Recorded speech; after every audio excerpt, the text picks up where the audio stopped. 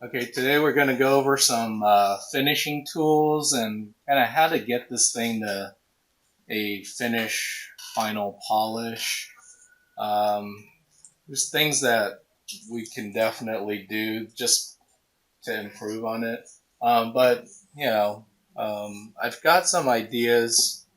First off, if we go into the um, the art store, which is our server, go to animation, go to Daniel Spring 2020, and go to brushes. We've got this one brush here called Canvas Texture.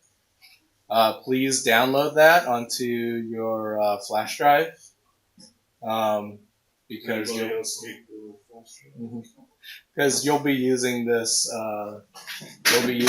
texture to paint in sort of a canvasy texture. And let me just show you real quick what that'll look like. I go into brushes here. Um, it should show up around here somewhere. I think I downloaded it. Where was it? Darn it, where did I put that thing? Soft elliptical.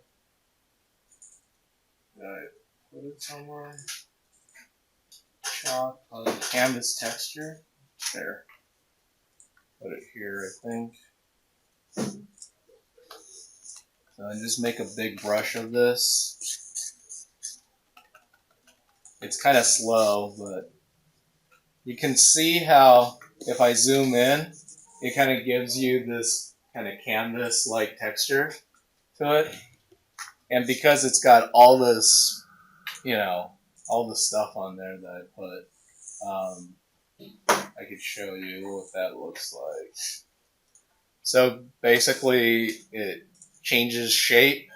The actual brush tip is a soft brush, and then it uses this texture over here.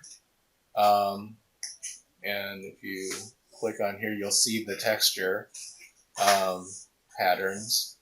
It uses that texture on there. We can actually scale this up some more on the texture.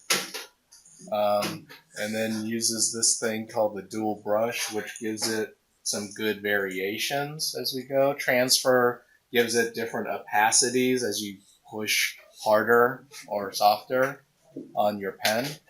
And then smoothing, it's got that, which makes it so that your brush strokes kind of don't have like bended corners to your brush strokes, but it kind of smooths out your stroke a little bit more. So you could see how, having this on here can really give it that sort of canvasy feel. It's just very slow, and part of that is because this file is large. So for those of you who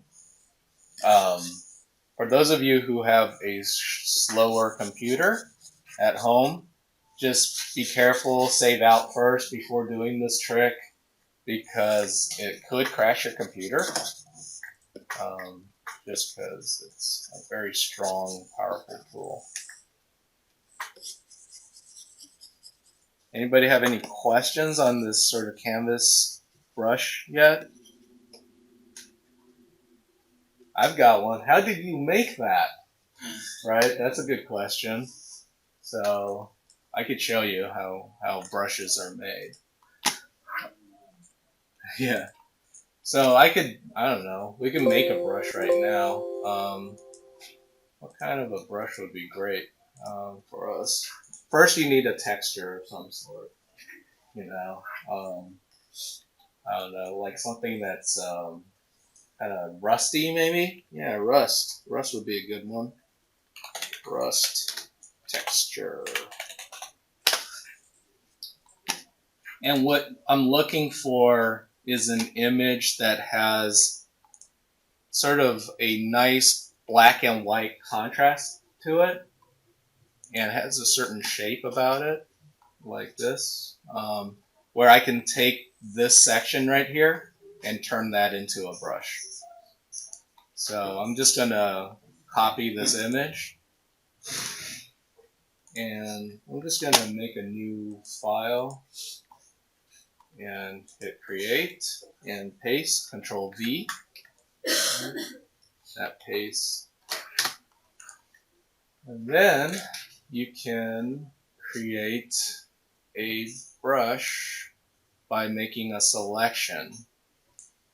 And so, I don't know, in general, I tend to want to make it perfectly square or perfectly round. So let's just start off with the square. Something like that. And if you go to Edit, you can either turn that into a brush shape or a pattern. Okay? So for here, we're going to turn this into a brush shape. So define brush preset. And then we're going to call this rust. Okay. Brush name, hit OK. And now I've got the tip of my brush is pretty much this shape right here. And I can show you what that looks like. If I gave myself a white background and painted black over the top of it. See, if I stamped it down, you'll see that pattern show up, right? If I stamped it down right now. And then, which means that, if I do this, well, you just get a mess right now, right? And so how do I adjust that part? Well, you go over here. Next to here, there's this little brush with a sort of looks like a manila envelope shape around it. And there's a few things we can do. If you go to brush tip shape here, you have something called spacing. So you can actually space this out to be, not overlapping itself. So now when I paint, it does less of that overlapping thing. But you're still gonna get gaps. That's And then let me see here. We've got shape dynamics as well. So size jitter. So basically shape dynamics is what, like the harder I press, the larger the brush, the lighter I press, the thinner the brush. And the way you do that is you actually dial the control of that to pen pressure. And you can see the icon kind of do this automatically, right? And then you can actually change up the randomness of the sizes on the jitter, right? So now you can see what happens when I press harder and when I go softer, like that. That's what it's thinking on the brush. There's also angle jitter as well. You can actually change up different angles and,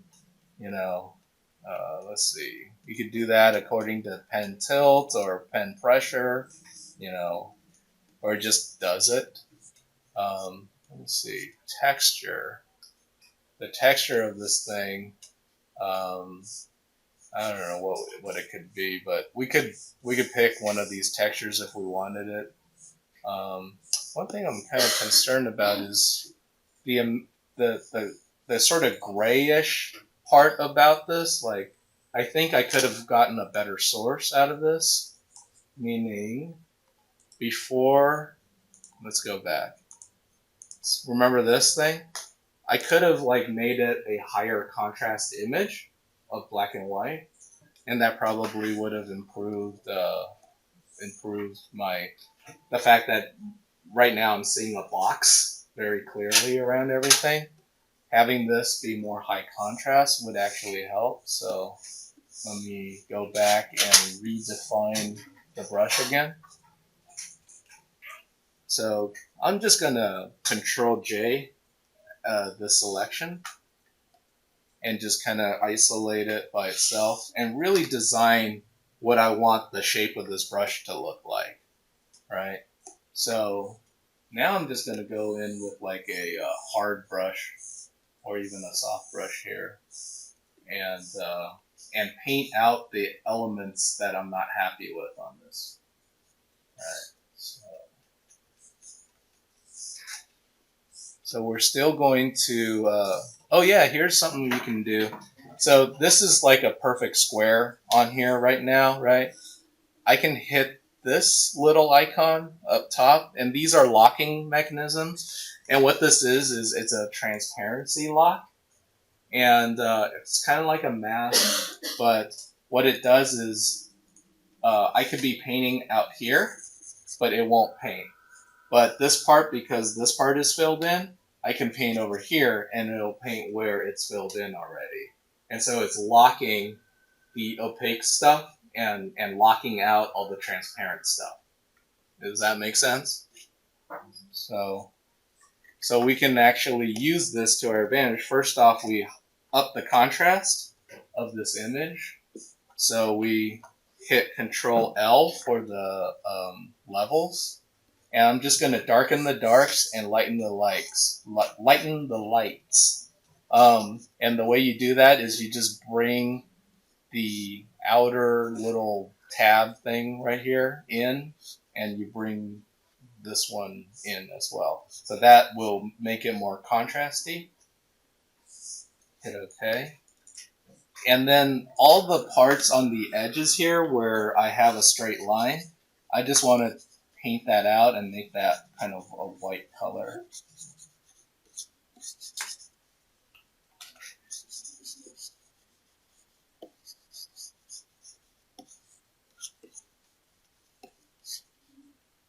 Okay. So now, when I go back again and select the square, and I go to Define Brush preset, you see how the shape has changed now on this little icon over here, where now it's just reading that sort of contrast. And we'll call this Rust 2. Hit OK. And you see, now I've got a different kind of brush shape to it. Where, oh, I'm painting white on white again.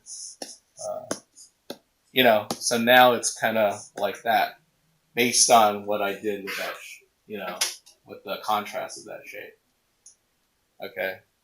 Is that kind of clear so far? So then now I can just go in and readjust the spacing on this again. But notice how when I do this now, it becomes painfully obvious the pattern that it's creating, right? And that's where that angle jitter can come in handy. So if I go to Shape Dynamics and go to Angle Jitter, you can see how that rotates like randomly different parts of it. You could change this to pen tilt or whatever you want. Like different pen tilts will give me different angle jitters. And you can see how this creates a little bit of randomness to when I push the brushes down, different tilts. Or I could do it according to just like a natural, I don't know. No, I want it on pressure maybe. Yeah, that might be good. So the harder I push versus the softer I push, this thing's going to rotate. And then if I wanted like a rusty wall, cut, get that color over there, I could just paint in my rusty wall now. You see? So that's how we create brushes in Photoshop. There's other ways to do this too. The way I was doing the canvas one was instead of the shape of the brush, I was using the pattern, like the texture of the brush. And I was using a soft shape around, to have the shape of the brush, but then the pattern that I was using, what's filled in, that was the canvas texture. And so I could show you how to do that as well. But you could see how something like this Rust brush is really helpful for when I paint in this Lion Wizard character. If I wanted to just, I don't know, give it a bit of randomness. It almost feels like smoke, actually. Right. Kind of feels smoky. And what we're trying to do is just try to make it feel less digital and more like, you know, a traditional piece of art. And the other thing that can help with that is to change up your brush size as you paint as well, right? So you don't want to always keep the same brush size, even if you have this pen setting to pressure for your brush sizes. You should always continue to change up your brush sizes as you go as well. Yeah. And this is creating a little bit of noise here and there so that you kind of have that feel. Okay, so let's go back and let's try to find. So Rust 2 is over here. That was pretty good, actually. I think I'm going to keep that brush. You could keep or delete brushes as you go. I'm just going to, I don't know, bring this over here somewhere. Where was it? Where was that canvas brush? I'm trying to find that thing again. Brass, around. Brush organization is another challenge, but we can just put this around here or something. Call it Rust. Oh darn it! I did not do one thing. I did not save my presets, so that was my bad. Remember I did all the cool stuff with the size jitter and stuff? You need to make sure that you save that stuff out. Okay, and I've got to show you how to do that too. So over here, again, let's clear out the spacing to be a little bit different from one another, right? Shape dynamics, we're going to change the angle jitter a little bit more and do that according to pen pressure. And then we can change up the size jitter too according to pen pressure as well. See how that changes it up as well. And smoothing's turned on, which is cool. Let's see. What's on dual brush? I don't know. But let's just save this out before I forget. So after you do all this, you go over here to this little gear icon. You click on this little drop down arrow, go to the gear icon here, and then you just hit new brush preset. And then we call this Rust, I don't know, Rust 2, I don't know, good, thin, Rush 2, thin, something like that. Alright, so now this should show up here. So this one, not so good. This one, much better, right? So this one, we could probably try to delete. Let's see if I can delete from here. I'm not sure. Yeah, delete brush. Boom, you're gone.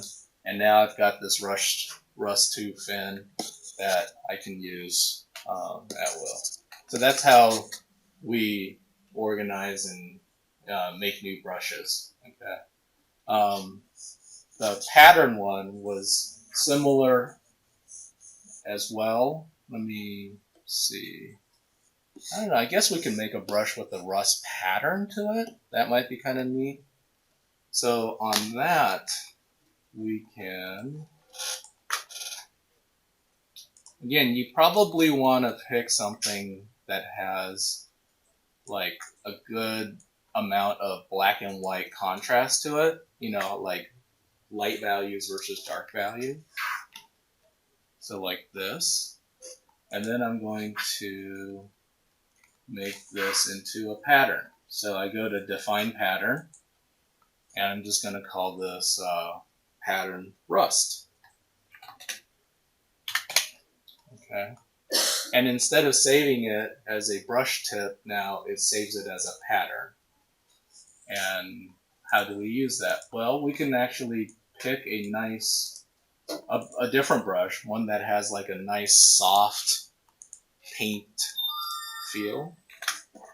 So, I don't know. Well, this one's kind of already got a little bit of texture to it. Let's try to find one that's just like a nice, or maybe even this one. That might be cool. Well, that's a little bit too well defined. I'm just trying to think of like maybe an airbrushy kind of brush that we can find. So I just wanted to find something that's nice and soft, maybe softly elliptical, something like this. This one's pretty good. Something like that. It's pretty good. So we could take this brush and we can go to texture, and on the texture we can choose that rust pattern. Do you see how it shows up here like this? So we just choose that one, and you could choose like different scales to it and stuff, but it's so subtle. But let me up the contrast. Yeah, it's probably a little better.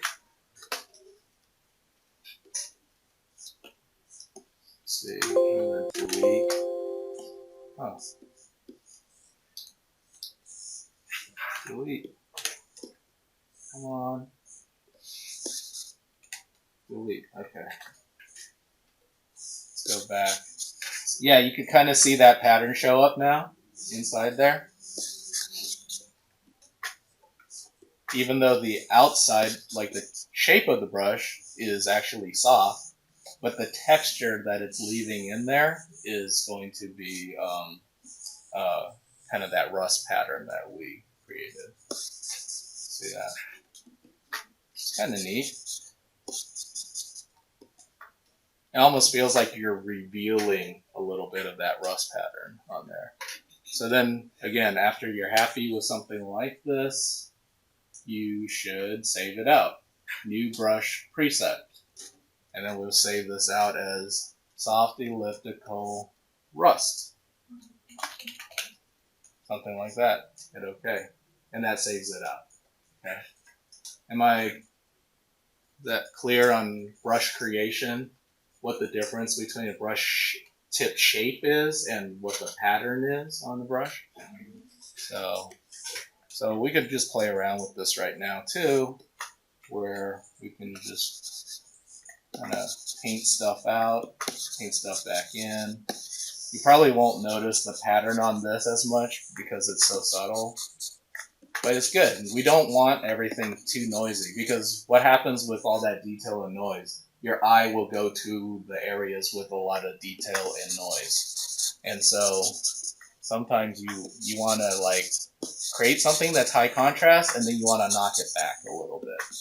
And that's very similar to our process with this thing so far as well, is we would make something and then we would knock it back a little bit.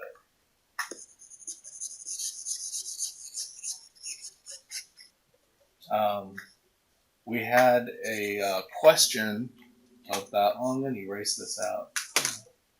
Oh, what's cool is now with the eraser, you can actually erase out with that soft elliptical brush, I think. Let me see. Go to eraser. Oh, is it just determining it's a brush now? Oh, darn it, it won't do it. Huh. It used to be able to just, you go to the eraser and then it'll just, do the same thing. But, they changed that up. Why would you do that? Photoshop! Keep telling you. I think that they're improving the product. Right. The things that I'm used to just be able to, whatever the brush was, you could erase it. So one thing I was asked as well was overlaying patterns and stuff on there. One thing to keep in mind as far as overlays go, you need to put an overlay on something that has a very sort of a medium value for your base on it. You guys understand what I mean by that?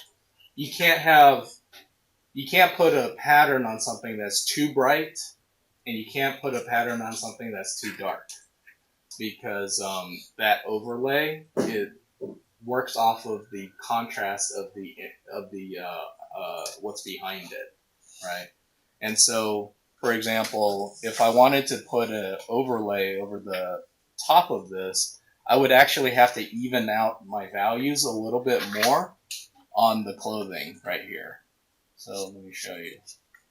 I would actually paint more of this grayish kind of color back in just so that the pattern will show up better. You know, something like this.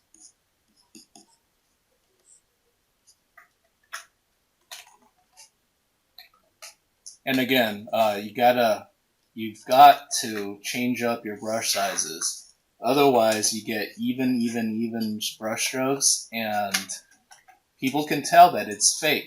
People can tell it's digital because that's not what happens when you paint in real life, right? Your brush sizes change a lot more depending on the patterns and stuff. So what am I doing right now? I'm just painting in those cloth folds a little bit better so that we have a um, more defined base to work off of.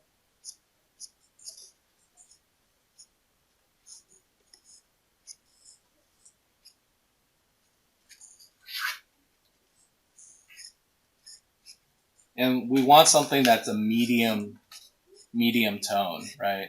A medium gray.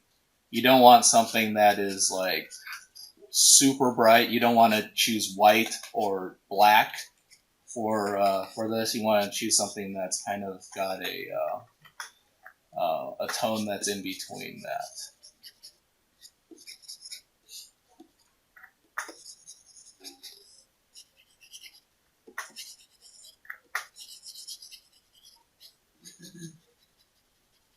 I'm just painting this in. I don't know what's going on down here with the cloth though. That's something I should probably research for sure. But for the sake of this demo, we could kind of cheat it for now. It's gonna look something like this, like this.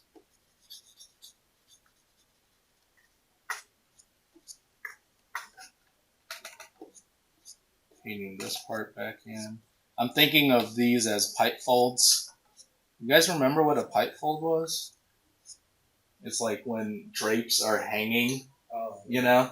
That's what creates a pipe fold. It kind of looks like a pipe that comes down off of one point of tension, and then it kind of gives you these sort of cylinders within your drapery.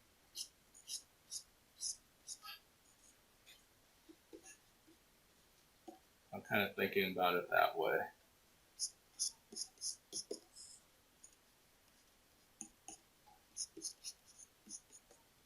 So now that I've done that, and I think I definitely went too bright down here, so I'm just gonna knock this back a little bit with the brown color. Yeah. All right. Now we find a pattern. You can either make a pattern, but that'll take a lot of time. But I could find one for now. It's up to you. How much of it do you want to be yours, right? I just took a pattern Mm-hmm. and rasterized it and put it out there in Illustrator. Oh, okay. And So I'm just gonna look up cloth patterns. Medieval, maybe? Yeah, medieval cloth pattern. Let's see. Ooh, nice. He's kind of a vagabond type wizard, so I probably wouldn't go with the royal lion.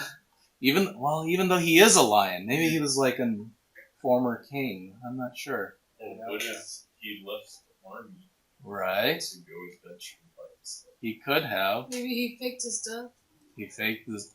All right, we can use this pattern. Okay, so copy image. All right, and then paste. Control V. Now, when I set this thing on overlay, you could see what I'm talking about. When this pattern shows up, like where this is really bright on the energy here. So if this guy was wearing a white robe, this pattern wouldn't really show up very well, right? If this guy was wearing a completely dark thing, if it went to complete black, you wouldn't see it. But here you can kind of see this. Okay, so what you want to do is, first off, when you drop off a pattern in here, I'm going to duplicate this because I want to keep the original as is so that if I mess up, I have something to go back to. And then I'm going to just duplicate this up, just drag it to the right and left. Oh shoot, you can see how it's not tiling right here. See that? So you're gonna need it to tile. So I'm gonna try my best to line this stuff up, and then see how it's duping up right now, and so this middle part still has this weird. So what I'm gonna do is I'm gonna select this one, and the way you select what's on there is you hold down Control and you click on this box of the layer that has. See, if I hit this one, it would select that one. If I hit this one, it'll select that one.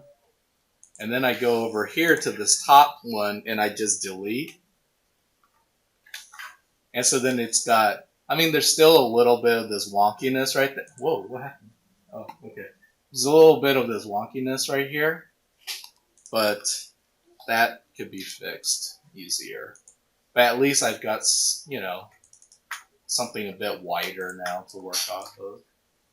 And then I go vertical as well. And so again, vertically, we're just gonna nudge it over till it kind of lines up a bit better. And I'm just gonna pick one of these and then delete the other one. So it kind of lines up now. Something like that. Let's see.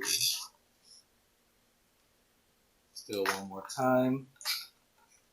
I'm just nudging it with the arrow keys, right? While I have the move tool selected.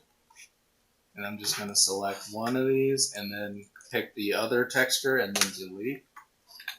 And then merge those two together. So I just click on this layer, hold down Control, click on this layer, and then hit Control E, and that merges the two together. E. Yeah, Control E. Or you can actually pick up the top one and then hit Control E, and it'll just merge down automatically. When I did the selection of both and hit Control E, you could see it went back to normal mode. I have to reset it back to overlay mode. I don't know why it does that.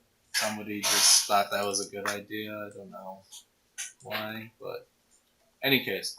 Alright, so now I've got this really cool pattern. And again, I'm just going to save iteratively as I go. I'm going to duplicate this layer, and I'm just going to hide the other one. That way, if I mess up, I have something to go back to. Actually, speaking of saving iteratively, I need to save this file. So I'm just going to save as instead of just normal save. And I'm just going to save this as a different number. Lion Wizard 02 is fine. And that way, let's just say if this thing were to crash on me halfway through it, or the file gets corrupted. If I save with sequential numbers every once in a while, that's different iterations, and I can at least go back to the previous number in case this file gets corrupted. All right, so look at this. At least we know that with this pattern on top of him, it'll show up. Okay, it's on overlay. Correct. Hey Jesse. Sorry, I'm late. It's Alright. a long day out here. So, now what do we do? You could see how the pattern is applied flat, but this is basically a cylinder. His torso as well. So how do we do that?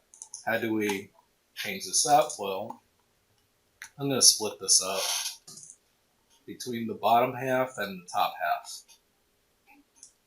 So I'm just going to cut this part out, hit Control Shift J, and we're just going to wrap this around him.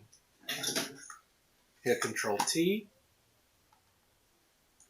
and make it about that big. That's pretty good.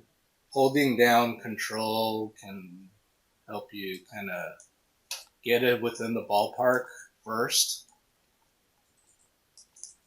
Okay, I'm gonna kind of try to get it within the ballpark of the shape, and then after that, then I'm just gonna go hit this little, remember this like little bent fan thing is the warp tool, and this is where I add sort of the curvature of the shape to it. So I'm just gonna curve this down like that.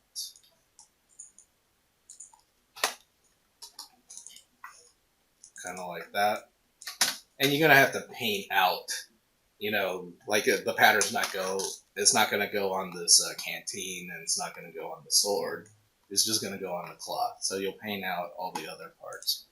But before we do that, let's also alter the shape of this part right here. So let's just take it in pieces. Let's do the torso first. Control T, and I'm just gonna do this part. So if your costume has many different elements and layers, it's gonna take you a little longer because you're gonna do it to every individual one, right? But you could see how molding this to the shape really, seeing how it bows out a little bit, kind of gives it,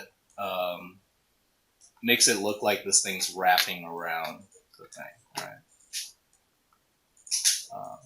The other thing to keep in mind too, and I didn't do this with the other one, I should, and that is like around like a cylinder or even a sphere, when the pattern goes around that edge, it actually bunches up a lot more. And the middle part, it kind of stretches out a bit more. So what you kind of actually want is for this middle part to kind of be a bit wider, and the parts on the ends to be more scrunched up, like kind of how I have it here. You see that? Kind of like that. So I need to do that with this other one too. So here, we're still going to kind of keep the relative shape of things, but we want the edges to look like it's wrapping around. So the way you do that is you bunch it up along the edges there. And it's got to be visually noticeable. Sometimes you'll do it, but you don't notice it, and then you got to really push it until you notice it.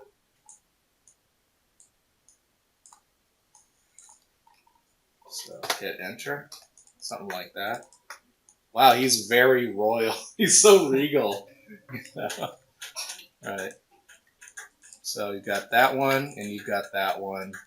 I guess we could make it so that the sleeves are different, but this part is just the sort of torso tunic. And then we'll save this, or I mean merge these two together. That way it's on the same layer. And now we're going to go back with the masking tool and mask out all the different accessories that are on him. So I'm going to go to the masking tool, which is this square with a circle in it. And then we're going to paint black where we want it to erase out. I'm going to use like a harder brush on this one. Let's just do like a hard mask right now. So I'm just painting out where the belts will be, even painting out where this hood part will be as well. And the reason why I want to be using the masking tool instead of erase is, what if later on I change my mind on something and I want it to actually affect certain parts. This way I can go back. So you can see how the illusion of, how these objects are in front of it, in front of the pattern. The illusion starts coming to life when you start masking this stuff out.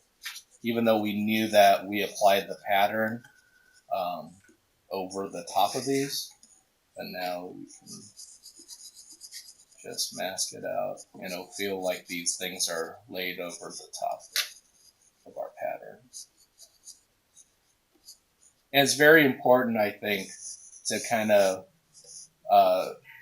lay out the pattern first, kind of in a very general way, and then mask out, as opposed to, I don't know, trying to work around every single one of these objects. Now, it'll take you way longer, and it might not look cohesively cylindrical. It might just look like a bunch of patches or something. On the pattern too, even the bottom of this pattern, we know that the cloth isn't going to be perfectly straight on the bottom there. It'll actually have think of the bottom of a curtain or something. It'll actually have little variations on that.